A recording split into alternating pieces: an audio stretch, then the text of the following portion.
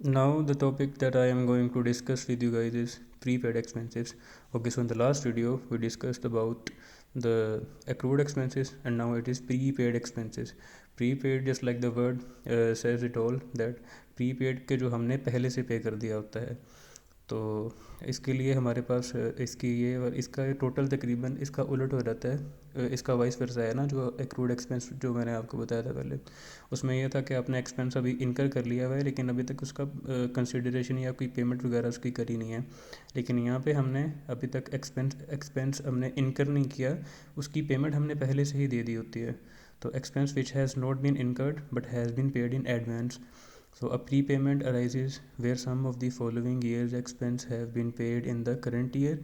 In this case, it is necessary to remove that part of the expense which is not relevant to this year and create a corresponding statement of financial position asset called a prepayment.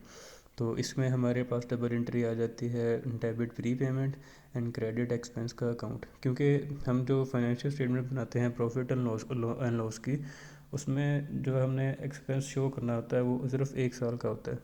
तो अभी हम जैसे कि for example हमारा 1 जनवरी से लेकर दिसंबर तक का ईयर एंड होता है ना, फिजिकल ईयर जो अकाउंटिंग पॉलिसी होती है। तो हमने एक्सपेंस जो है पे किया हुआ है अगले साल के भी मार्च तक का। तो जो 31 दिसंबर तक का एक्सपेंस होगा वो हम statement of financial position statement of profit and loss में लिख देंगे। और जो अगले 3 मंथ का हमने एडवांस में पे किया होता है वो हम अपने करंट एसेट में जाकर लिख देते हैं कि हमने इन 3 मंथ का जो एक्सपेंस है वो ऑलरेडी आपको पे कर दिया हुआ है, तो वो हमारा एसेट है, तो हम उन 3 मंथ का कोई मतलब पे वगैरह नहीं करेंगे। Okay, so the debit entry creates a current asset in the statement of financial position, a prepayment.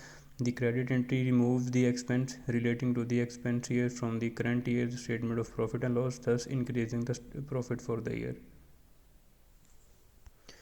Okay, so the main reason for doing all of this is that कि अगर हम अपने सही प्रॉपर अकाउंटिंग के rackets नहीं रखेंगे तो business को ये नहीं पता चलेगा कि आपकी तरफ करंट लाइबिलिटीज़ आपकी कितनी हैं, करंट एसेट्स आपके कितने हैं, आपने कितना कैश जो है आपके रेंट जो है फैक्ट्री का वो आपने कितना पे कर दिया हुआ है और आपका कितना रहता है। क्योंकि अगर तो एक छोटा सा बिज़नेस होता है उसमें तो इतनी ज़्यादा डिफ़िकल्टीज़ नहीं होती हैं अकाउंट्स को मैनेज करने में, तो आप एक सिंगल हैंडेडली बंदा कर सकता है। लेकिन अगर कोई कंपनी बहुत ज़्यादा बड़ी है तो उसकी फैक्ट्री उसकी जो स्पेस एरिया है वो काफ़ी ज़्यादा, फ्लोर एरिया बहुत ज़्यादा है, तो अपने जितने भी एक्सपेंसेस वगैरह होते हैं वो चार्ज करने होते हैं। तो उनका एक प्रॉपर अकाउंटिंग रिकॉर्ड होता है, उनके एक प्रॉपर अकाउंटिंग की एक बैकग्राउंड चल रहा होता है कि आपके जो स्टेटमेंट्स हैं फाइनेंशियल स्टेटमेंट्स वो कंपैरिजन करने के लिए आपको बहुत ज़्यादा मदद देती हैं कि हमने जो पिछले साल एक्सपेंस टोटल इनकर किए थे वो ये थे और जो अगले साल के थे वो ये होंगे।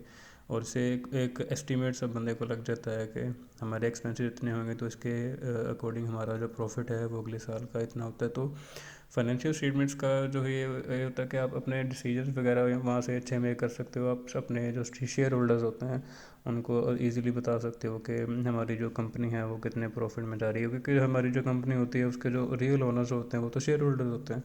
तो फाइनेंशियल स्टेटमेंट्स का एक ये भी एम होता है कि आप अपने शेयर होल्डर्स को अप टू डेट रखते हो, इन्फॉर्मेशन देते हो कि ये प्रॉफिट है और ये लॉस है, क्योंकि सारी की सारी स्टेटमेंट कैपिटल जो होता है आपका इन्वेस्टमेंट वो शेयर होल्डर्स ही करते हैं। तो इस वजह से उन्हें बताना हमारी एक लीगल ऑब्लिगेशन बन जाती है।